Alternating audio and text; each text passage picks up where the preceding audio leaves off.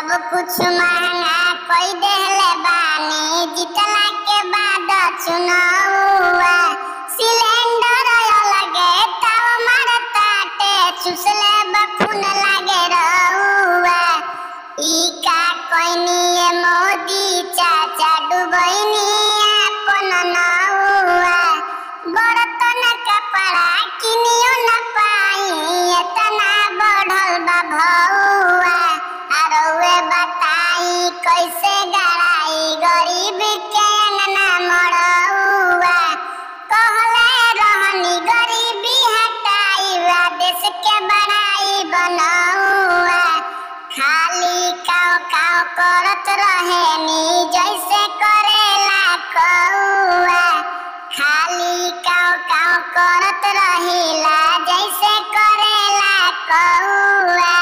इस video को अपने दोस्तों में शेयर कीजिए।